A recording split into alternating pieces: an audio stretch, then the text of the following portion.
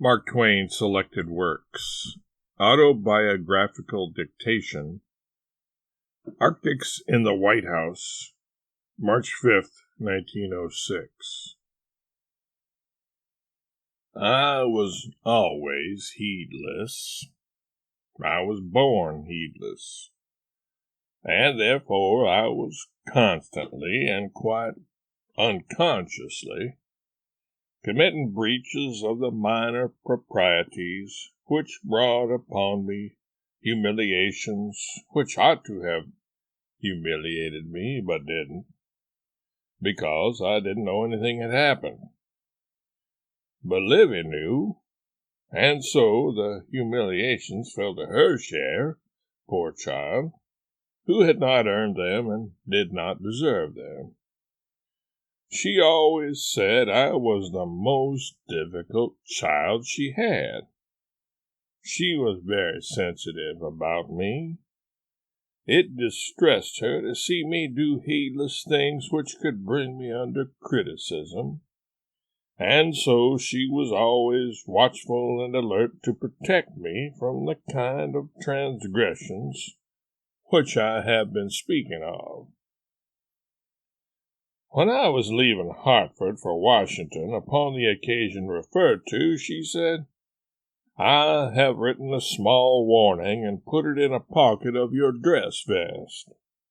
When you are dressing to go to the author's reception at the White House, you will naturally put your fingers in your vest pockets according to your custom, and you will find that little note there. Read it carefully and do as it tells you. I cannot be with you, and so I delegate my sentry duties to this little note. If I should give you the warning by word of mouth now, it would pass from your head and be forgotten in a few minutes." It was President Cleveland's first term. I had never seen his wife, the young, the beautiful, the good-hearted, the sympathetic, the fascinating. Sure enough, just as I had finished dressing to go to the White House, I found that little note, which I had long ago forgotten. It was a grave little note, a serious little note, like its writer, but it made me laugh. Livy's gentle gravities often produced that effect upon me, where the expert humorist's best joke would have failed, or I do not laugh easily. When we reached the White House and I was shaking hands with the president, he started to say something, but I interrupted him and said, "If your excellency will excuse me, I will come back in a moment. But now I have a very important matter to attend to, and it must be attended to at once."